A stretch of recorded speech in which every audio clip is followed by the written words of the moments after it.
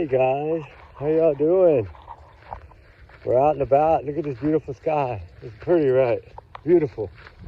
Sunny. It's a little chilly, a little cold, not bad. It's in the 50s, but the sun is out and it's beautiful. A little windy, but other than that, it's good. It's a perfect day for searching. We are trying to find those keys, and we wanted to look for them while we recuperate from our trip to Memphis. So I wanted to keep her going. I don't like her to sit too long. I like, keep her out and moving. I want to come on for a minute and remember, of course, these are just my thoughts, right? Allegedly, these are my thoughts, and only my thoughts. Y'all's comments are y'all's and y'all's alone, not to reflect the channel. We do our research together because we are a big-hearted little family. Ruby's pulling me around, sorry. Trigger warnings always. Times 100 million in this case. I'm going to talk a little bit about what we've been talking a lot about lately, actually, because I learned a lot of new stuff. And I wanted to talk a little bit about Sebastian Rogers, the missing teen from Hendersonville, Tennessee, that was last seen on February 25th, 2024.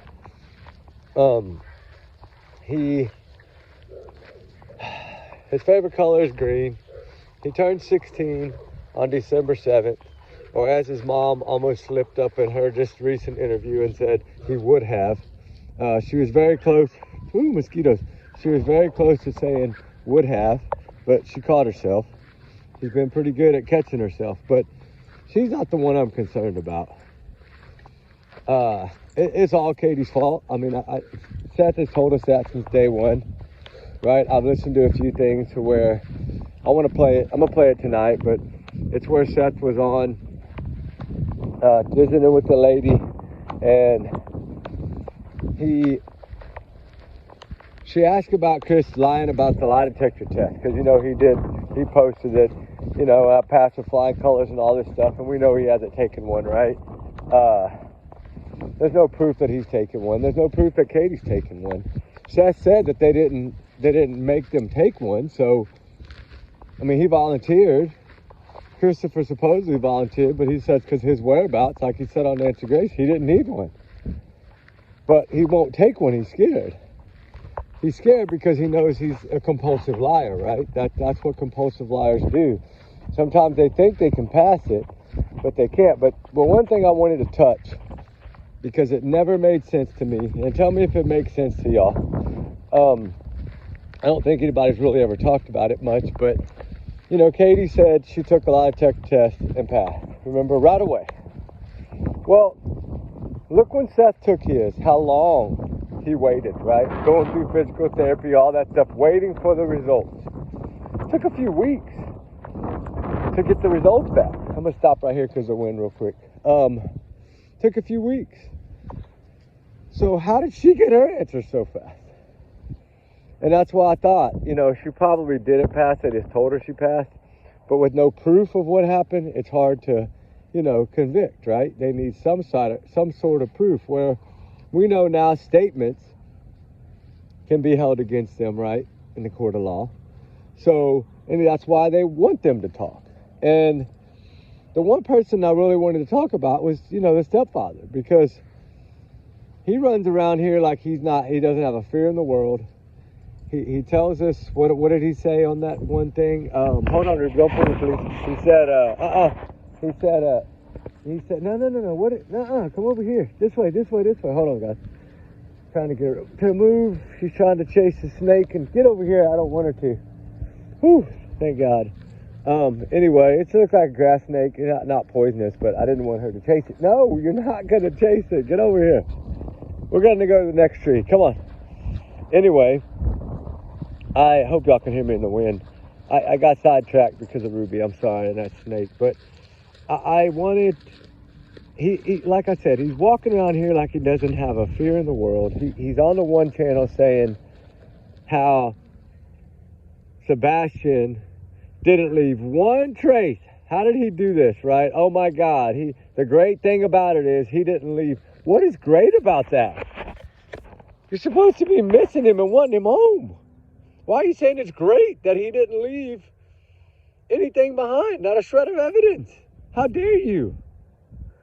And that's what I'm saying. He likes to talk about Secret Service and all these people and taunt them. Go back.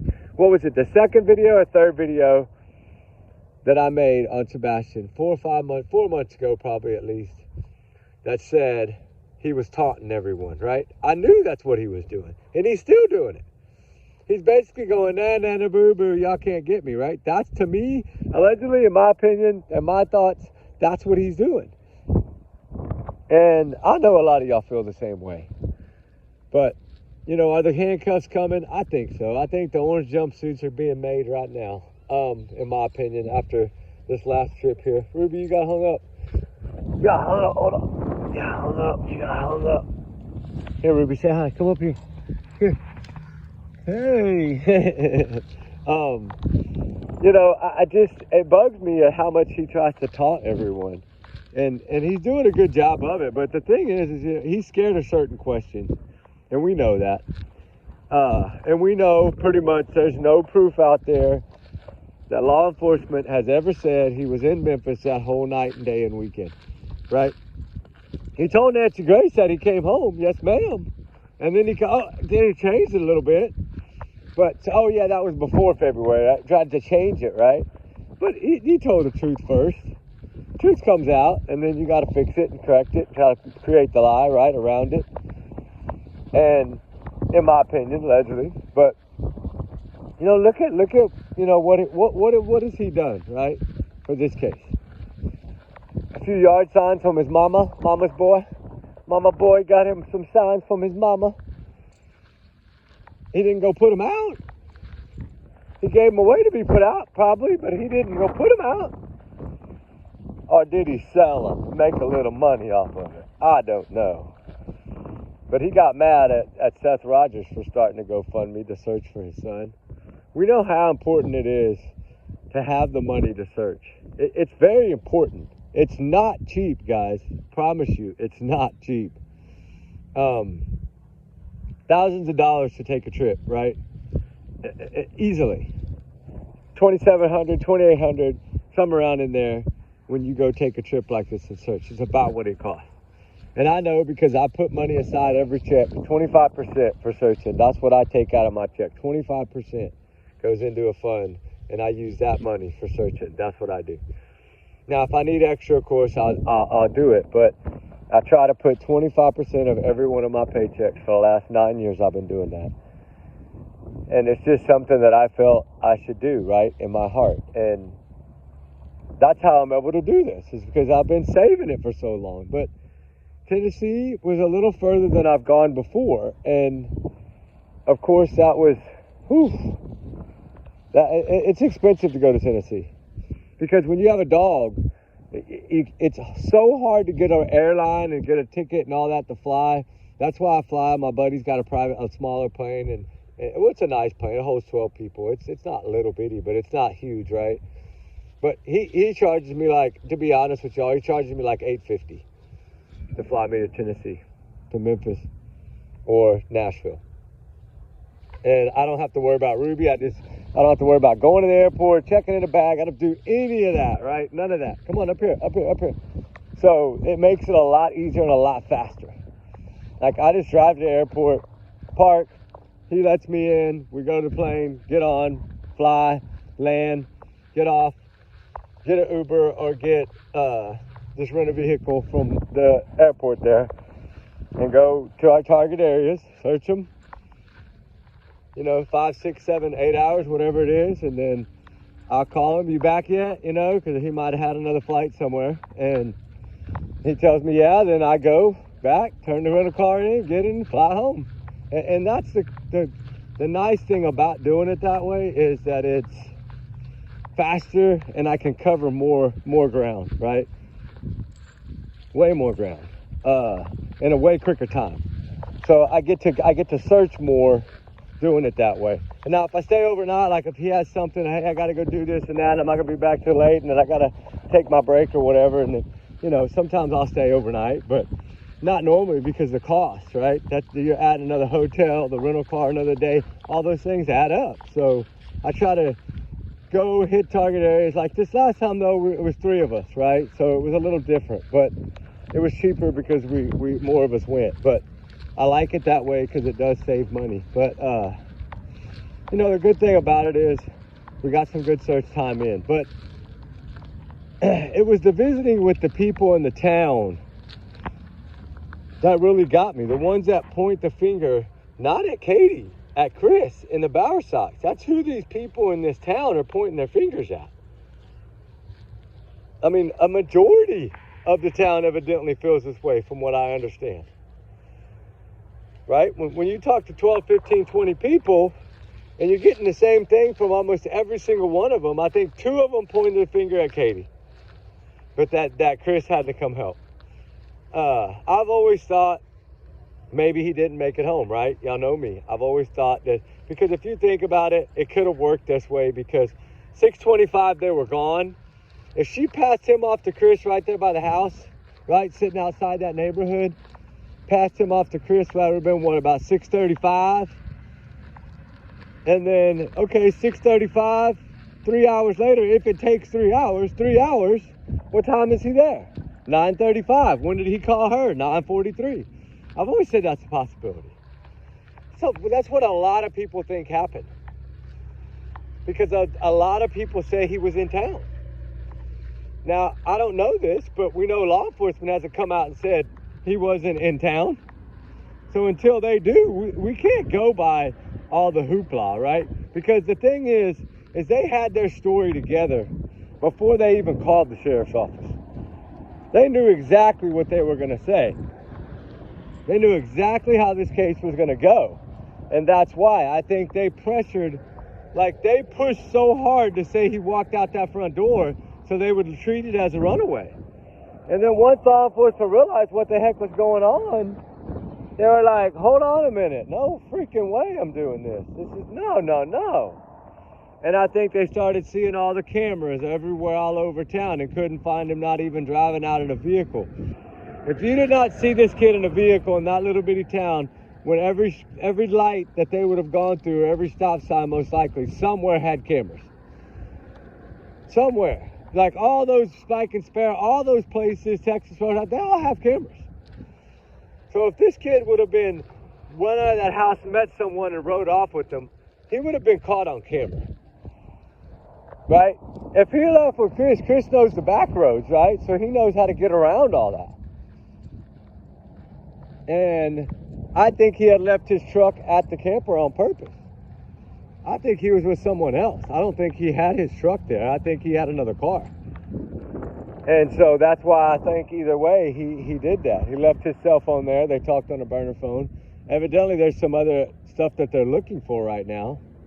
And warrants, I guess, are still being written. So you know what that means. When they start writing warrants for things, that's when they are really close to me. They're just looking for something else to prove what they got going, right? And Seth did say he's 150% happy with how they are doing. And then, of course, he feels that they're going to solve this case soon as well. Sooner rather than later. So what is that telling us? Now, if Seth feels that way, we should feel that way, because we know for a fact he's dealing with law enforcement.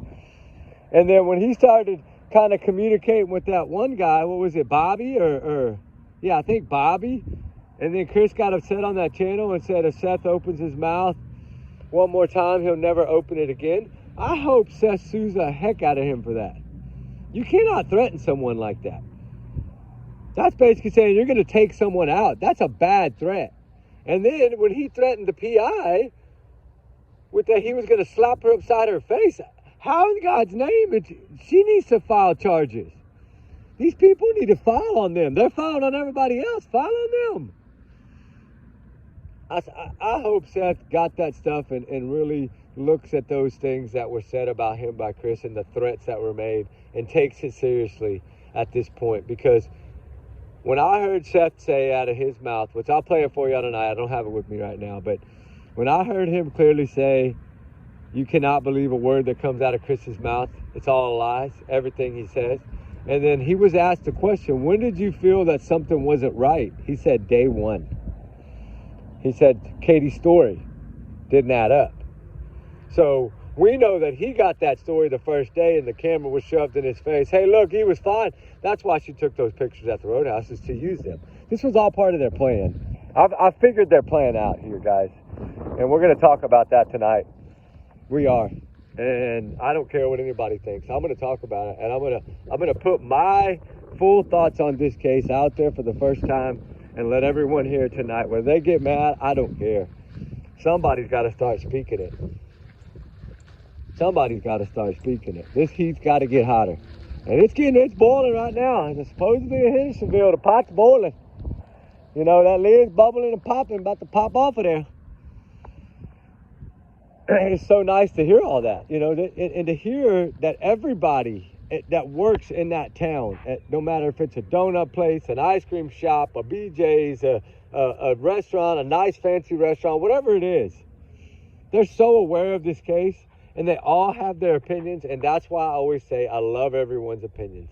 That's why I don't bad talk anyone ever. You can't. It's not my place. Everybody's entitled to what they think and what they feel and what they want to say. And to me, listening to these people, I'm thankful that they spoke to me, for one. And I did tell them, I won't say your names, I promise.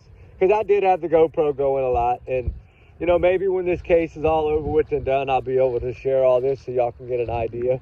But a lot of people, 12, 15, 17, I think 19 people, I think in total we talked to in the first 5 hours. And like I said, everyone but two of them pointed the finger at the stepdad. The other two pointed the finger at Katie. Katie being the mastermind, Chris being the cover man, right? And that's what I said. He's the spy, right? Remember in that video, he's the one that's on that corner right there looking where he can see all angles. What they weren't accounting for is that other vehicle to drive by and turn, or them to, when they moved up to that car, that dang floodlight came on. That trigger light, that light on that house. And that's what really, I'm curious to see the part of that clip where that light goes shining across that field and see if we see any kind of person. That's what I want to know. Do they have an eye on one of these people that was in that flashlight video? Because we know they have not cleared that video. They will not, from what I'm understanding, clear that video because it is in the file. And that means it's part of this case. No matter what they say about it, it's part of this case. And it's been said that video is evidence on a lot of news channels. I played those for y'all the other day. We'll play them again tonight. Even Nick Barris said it's in the file, it's in the folder. He's dealing with the DA and Eric Craddock, so he knows more. And he's only going to tell us facts. That's what I like, is he's only going to tell us the facts, whether we want to hear it or we don't, right? Because a lot of us are heartbroken. This child has captured all of our hearts, guys. All of our hearts. I mean, from when I wake up to when I go to bed, you know, I pray for all the missing to be found. But I'm always constantly thinking, okay, I need to get back to this area. I need to get back to that area. And I've never really done that before in the 9 years that I've been doing this. So it's something that this case has drawn me in, and I don't know why, but it has. And I trust my gut always, right? That's what I do. If you trust your gut, you're usually okay. So my grandma used to always tell me, trust your gut. And, you know, if you trust your gut, you just got to go with it. And it's kind of like Silvers. He does the same thing, right? Shout out to Silvers. You know, he knows I've helped him search some areas, and I searched some other areas for him. We communicate by email every now and then. And, you know, he's another one that's on the ground. And that's what it takes. Pound this ground till we find this kid. And now that I've learned that I can fly that drone as long as I'm at least at like 700 feet, it's no problem. I can fly it anywhere I want as long as I'm in like a no-fly zone. I mean, not in a no-fly zone. So, which my drone tells me that anyway. So there's some areas now that I've learned of that I've been really wanting to look at and fly over and see what they got on these properties. So I'm going to work on that this next time we go down there. I'm going to send one of the drone guys. They're going to go to these areas that we targeted, which is 6 areas. They're going to fly drones over these properties and places and see what we see. that's what I want to do, right? That's kind of what I think everybody should do if you have a drone. Learn the laws, get above the height you need to be. People don't own the air, right? God owns the air. People don't own it. So get up there high as you want. Get 1,000 feet. Don't matter. Get above the zone a couple hundred feet so you can, hey, look, I was 200 above, right? I'm good, right? And that's our plan. That's our goal. Yeah, I got a little cold, I think, from that damn water, but it was so cold. But it's all right. It'll go away. And plus, my allergies get bad when I go to Nashville and Memphis anyway. It's the trees. All that stuff's coming out right now, and it's everywhere in that wind. And you can't get away from all that pollen. I need some bees that'll fly around me and snatch all the pollen out of the air so I don't breathe it in and get a sore throat. But anyway, Sebastian did. He captured my heart. He captured, I know, all of y'all's hearts. And that's why we're here. That's why we're doing this. And these kids that capture our hearts, we have to give it 100%. And no matter what, we got to give it 100%. And y'all know me. I'm all about old interviews. Y'all know I've said that since I started my channel. I believe that the first stories told have more truth than any of the other stories, because public opinion changes what people say. And we're learning that, because I got a clip from Pat Brown that I want to play tonight to show y'all what she was saying, where how Katie shouldn't have panicked in a minute flat and all that. There's a reason. But now in her new, America's Missing in America, whatever dateline, she gives a whole new story, which sounds a lot like what Pat Brown said. So now is she listening to profilers? Yeah, probably. She's trying to learn. She's learning from these profilers. So when these profilers come out and do this, they learn from it and they take from it. And I know now, because the way she worded it was exactly the way Pat Brown said it. So I'm pretty sure a lot of what she said, she captured from Pat Brown's interview with the red flags for Katie. Go watch it. I'm telling you, it'll blow your mind if you haven't seen it. Because Pat Brown is one of the best profilers ever. Her and Peter Hyatt were the only ones that I really watched, period. Because those two, I trust them because they have so many cases under their belt. Plus, Peter Hyatt was like a child protective services person. He cared about the children. And that's why he was such an amazing man. And, we're going to miss him so much. We miss him now so much. I need him to be breaking this one down, right? And that's why I reach out Pat Brown and say, please break this interview down, please. I want to know your thoughts on this, Missing in America. Because I'm sorry, she's gonna be able to get a lot from that Missing in America. Because she wrote down, and it says, Katie said this, Katie said that. They're only going to put Katie's words down. So evidently it wasn't them asking her a lot of questions. It was her basically just telling the story. Because if you read it like we did when I read it to y'all, it's kind of like a book, right? But it has some really good stuff in there. Because she messed up a whole lot. And Christopher, in that year of interview where he looked so scared, right? And so quiet. And he was all about that video, that's been debunked. Of course, that's the one they want to take. We need to go back to the table. No, the table's still open, buddy. Everything's still on the table. Law enforcement tells us everything is on the table. It's an investigation, man. It doesn't need to go back to the table. They are at the table. You want them to come back to your table, but you know what? When y'all lower it up, you burned your bridges most likely with law enforcement. Except for your buddies. That's the only one's going to help you out right now. And that's the ones I think that were keeping a lot of stuff from Seth. Excuse me, that's my opinion. Get mad at me if you want to. I'm going to tell it how it is. But now I know that Seth is dealing with one of them. Chris didn't like that too much, did he? Let's see how long that lasts. Let me talk to him. He won't talk to Seth. Who are you? Are you Mr. King shit or what? You can only get away with something so long, right? Because eventually you slip enough that they can put it together. Then they can take anything you said out there, Sling Blade and all your other stuff. They can take all that. Don't think they haven't taken all that in. Of course they have. They got somebody probably within the FBI monitoring everything they say. And that's how usually they catch them. Because what do? They send it to a profiler. And they say, break this down for me. Profilers, people don't realize how important and how many cases they help on. right? I mean, they do thousands of cases. And they take the language because the language tells the truth. Eventually, you're going to tell the truth regardless. Your brain is going to say things that are truth. Then you just take 10 or 12 interviews, you put them all together, and you take the little bit of truth out of each one and you kind of compile that together. That's what I've been doing. That's what I'm going to talk about tonight. And clearly, if you do all that, my God, you can take clips from each thing. 10 or 15-second clips, which is what I did. And we're going to play a bunch of them because I want y'all to see what she said then and what she's saying now. And how much her story has changed. Oh my God, it's changed a lot.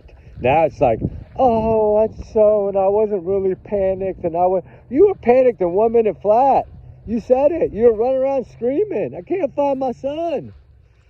In 1 minute flat. 3 minutes. You said 3 minutes and 1 minute. That's the 2 minute times that she's given us. So no matter which one it is, 3 minute, 1 minute, she didn't realize, because you know what? I don't care how much you plan for a speech like that. When a camera gets stuck in your face, you can't remember everything. And that's why she told us a lot of truth. I just wish she would have spit out what she was saying when she was putting her hand up by her throat at that 3 minute and 54 seconds. What was she going to say? It was too late. He was already what? Gone. To me, that's what she was going to say. I think in the new statement in Missing in America, the most important thing is when she went to wake him up. Because she said, hey, dude, usually he rolls over and looks at me, and he didn't. Then she said, and I, after that. But she said it, guys. It's on black and white. It's on paper. She said it. When I hollered at him, he didn't turn and look at me. That's what she was telling us. He didn't turn and look at you. So what are you saying? He was in bed and you had to move him that morning? So what were the Tinkerbell flashlight videos then? Getting rid of evidence at that point? And then you took Sebastian that morning? I mean, there's so many things that we can look at right now. Because clearly, if y'all go read that over and over again like I did, and of course I pass it on to some people that are older and wiser than me, and they tell me, I believe in the older and wiser. I think the older you get, the wiser you get. And I know I didn't tell all y'all about my birthday, but my birthday was April 3rd. And I'm 49 years old. But I'm still moving. I'm still swimming in the freaking Mississippi Creek River. Oh, man, oh man. But yeah, I'm still going strong, guys. But yeah, I just don't really celebrate it because I wanted to. My birthday present was to search for Sebastian. That's what I wanted to do. And that was what I wanted to do for my birthday. And of course, I talked to my kids and everything about it. And they're, Dad, you're going to do what you're going to do. We're going to go eat on the weekend. I was like, all right, cool. Because I did. That was what I wanted for my birthday, was to go search. I had some areas that I wanted to check out. I had a couple of areas left from Silvers on the Scene that I had told him I would get to, and I did. And I try to keep my commitments, right? If I tell someone I'm going to go search an area, I'm going to go search it. Just like we did that area with the car, right? And I know they went back and searched it again, but we took metal detectors, everything. We checked everything in that area around that car on the river. And we couldn't find nothing. I think that was a car that maybe somebody had got trapped in the water and they got him out and it just followed the flow down there. That's what I think happened. But, I mean, because there wasn't anything around there to show that somebody was in that vehicle, right? So, at least to me anyway. But yeah, I enjoy checking all these areas because you never know out there what you're going to find, right? I think we bagged about 26 things overall. And I think maybe 3 got sent in. But it's okay. We still have these things and we keep them right in boxes, and they have the dates and everywhere. We found them with GPS coordinates. So we can always tell the story if something's needed, right? Like yesterday we found a couple of like little hair bows, like kids' hair bows. And they were all like 5 of them laying in the middle of a field. And there was nothing around. And Ruby found them. And so I bagged them all up because I didn't know, right? And then, of course, I call and I'm like, hey, you think this could be anything? You want to check it out here? I'll send you the pictures. I'll email you the pictures. and everything, and you can look at the area and see if, if anything had maybe happened in that area or anything, right? I don't know why they were there, but it was weird because I wasn't expecting to see that, right? And you just never know what you're going to find, guys. We might find something that helps another case. And that's the thing. That's the good part about searching, right? But your heart has to be in it. It's hard work. It's very hard work to go climbing down these creeks and rivers and dealing with snakes and water moccasins and all this stuff. And, you're dealing with a lot, right? And, I've always said that to me, the most thing that I fear is ticks, right? Because there's so many ticks, and those deer ticks and things that can make you sick. You just have to be so careful. That's why I spray that peppermint spray on Ruby all the time, right? And I even spray it on my jeans and my shoes just to keep them off of me. But that's been the worst thing ever, was the ticks, because they can make you sick, and you just have to be very careful, right? The snakes, you can usually see them. They kind of run from you usually. Ruby usually sees them before me, so I don't really worry about those things. But the thing is trying to find this young man. That's our goal. And of course, we're going to do a big major search for summer wells in the summer. And now I'm trying to work on getting everyone to maybe move over to Hendersonville, and let's do a I-40 search. Take 60, 80 people, split them up into groups, and head down I-40 and check all these rivers and streams and creeks, right? I still think most likely he's probably on one of the properties. If he is not put up somewhere, he's on one of the properties of the Bowerstocks. That's what I think. And, it's just droning some areas to see what we can find, right? That's it. We know that some comments have been made by Chris that really, really rang a bell with me, when he talked about having access to acid, right? That's not something you say. Like in the oil field, we deal with chemicals every single day, but it's not something you say. That's hazmat. You don't talk about that. Why would he even say something like that? And then we have to think of all the things that, why would he say that? And then you think, okay, well, we know, what does it do? Acid breaks down everything, right? So is that what you're trying to tell us, right? Like, why say these things? I mean, I wasn't going to talk about it till tonight, but I just brought it up for right now. But, we'll get into it more tonight. I wanted to come on for a few minutes, and here I am, 30 minutes yapping at y'all, probably yapping y'all's ear off. But, the thing is that there's so many lies by the mom and the stepdad. It is unreal. And when I say lies, I'm saying that because the story changes, right? How many times the stories have changed. And then to learn, you go back and you watch all these different older clips, and Chris always said, I can't talk about those dates and times. I can't talk about. Why? Because you don't have an alibi. And so your lawyer's telling you not to talk about them. Why? Because you admitted on Answer Grace that you have been home after you left on the beginning of February. You clearly said that. Yes, ma'am. Yes, you corrected yourself after, but you still said it. So there's truth in it, to me. In my opinion, you're telling me the truth, right? That's what I say. You told Nancy Grace the truth. She put you on the spot. She got it out of you. And then you had to bounce around and, oh, no, well, I meant, this, month before February. Don't change your mind now. You already said it. And to jump on and scream at, that PI the way he did, my God, I'd never heard that until yesterday. And, he wanted to smack her or slap her upside the face. And, that's threatening a woman. Like, I hope she does something. File some charges on this guy. Somebody, please. My God, he's threatening all y'all people. He's threatening us all over this YouTube streets. Who does that? A bully, a coward. That's who does that, a bully. A big-ass bully. That's why I'm getting those bully shirts made. I'm going to wear them around Hendersonville. I'm going to pass them out free on the corner. Free shirt. All you got to do is smile. Right? Oh, man. It's something else. And this guy is something else, man. He's like nan and boo-boo to the police. I hope to God they see this like we do. Right? That's the thing that you get from these older, wiser people. He's like, you've been telling me that he's taunting people, and I kind of really didn't realize it until I started listening to some of these clips, but you're so right. I'm like, yes, sir. He said, that's good that you caught that. He said, but the main thing is that he's nanny boo-booing y'all and basically throwing in Secret Service here and all these officials here because why?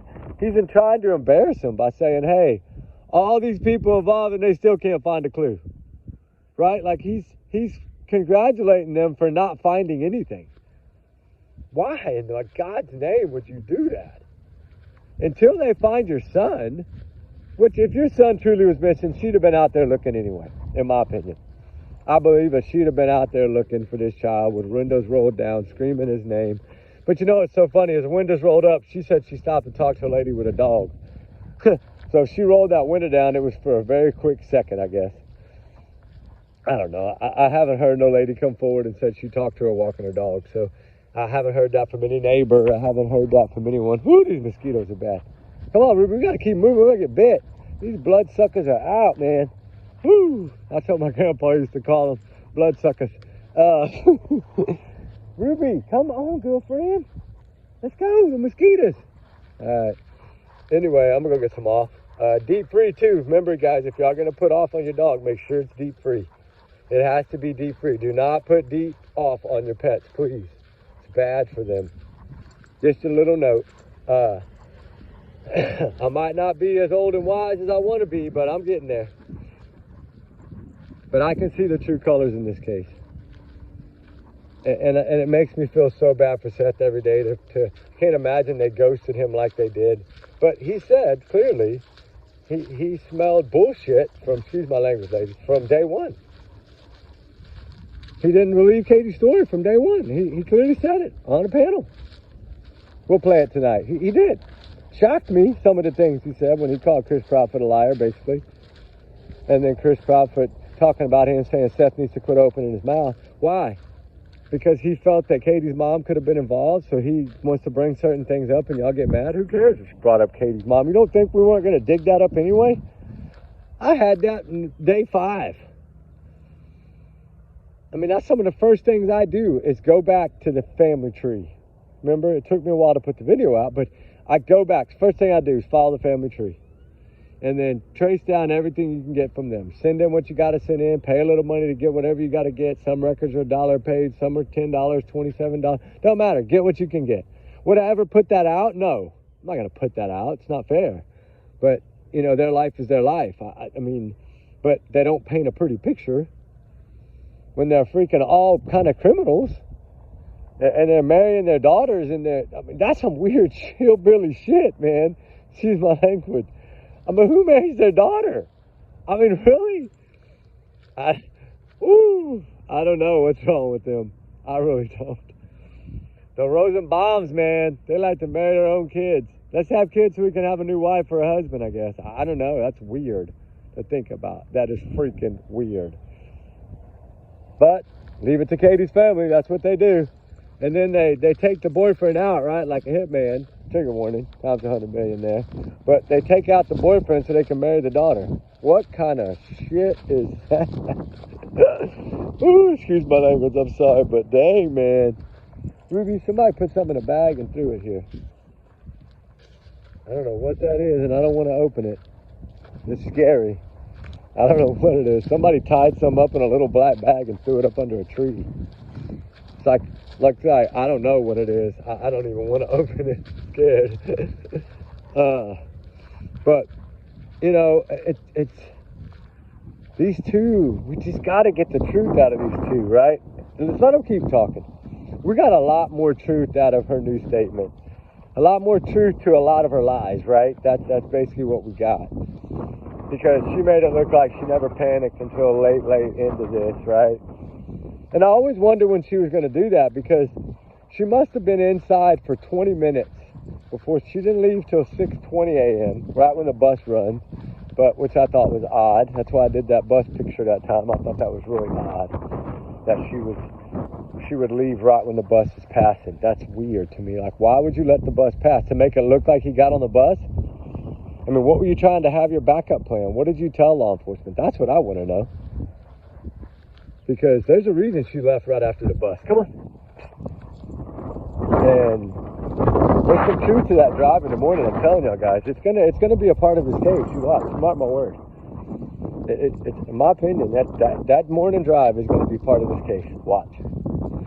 That may be when the Apple Watch vanished in a dumpster or a trash can somewhere. I don't know. You know, she probably powered it off, took the card out of it or whatever. She knows how to do all that stuff. Disabled it and threw it away. And it's gone, right? Because if they don't have no way to know where she put it or where she threw it, they would never be able to find it. And evidently they have not found the Apple Watch. And if they have, I'd really like to know. I'd like law enforcement to say so. They say all their electronics are checked, but they've never said nothing about the Apple Watch. And supposedly, I think they're looking for that, from what I'm hearing. Now, I don't know if it's old news. It could be. But I still got to hear it for the first time. So I'm curious. Curious what all the new warrants are for. And they're probably going to be flying like crazy. So whoever's got scanners better turn them on. Because I think there's going to be at least 4 more coming. And we'll see. I don't like to say much too soon. Y'all know me. But we'll talk tonight about a lot of this. Clear it up. Clear the air. Clear the air. While we have a good fire. Last night was a good fire chat. I hope y'all like that one. 2 hours, guys. It's probably going to take another 2 hours tonight. But it's okay. We'll get it done. Hope y'all are okay with that. Y'all probably can't watch 2 hours of me rambling. But I couldn't. I was trying to get as much of it out as I could. I still had so many, a 40-minute and like a 37-minute that I needed to play. But no way I could do 3 hours. Y'all would never watch 3 hours of me. Y'all probably will watch not the whole. I hope y'all watch this one. At least fast forward to the end because it does get really good at the end. Just tell y'all that now. So if y'all want to just watch a little bit of it, at least fast forward it and watch the last few minutes. We talked about a few things there. Anyways, y'all guys have a wonderful, wonderful day. We're going to go get some off and get a snack, but we'll come back on and chat with y'all a little later. And then we'll do one tonight. So y'all have a good day. Remember, y'all's comments, y'all's alone. We do our research together because we're a big hearted little family. Come on, boo. Ooh, the doves are still making noise. Don't trip me like that. And I remember, allegedly these are just, sorry guys to make y'all dizzy. Ruby's spinning me around. Remember, these are just my thoughts, guys, allegedly. And, you know, don't take it as facts. It's my thoughts. Take it as a grain of salt, right? That's I gotta say that to cover my butt. Y'all know me. A big bubble's got to be around me at all times, allegedly, because you slip up and say one thing and they want to get you. So just remember that. My opinion, my free speech, I'm entitled to it. I'll use it. I ain't worried. Tonight might get a little crazy, but we'll get it done. Anyway, y'all have a wonderful, blessed day, guys. We love all y'all. We appreciate all y'all so much. Trigger warning signs 100 million. Justice for Sebastian Rogers. Let's keep the fight up. Keep turning the heat up higher and higher. Let's join the Hendersonville community and light a big bonfire. Get this thing going. Put some heat. All right, guys. We'll talk tonight. We love y'all, guys. All right, guys. Bye.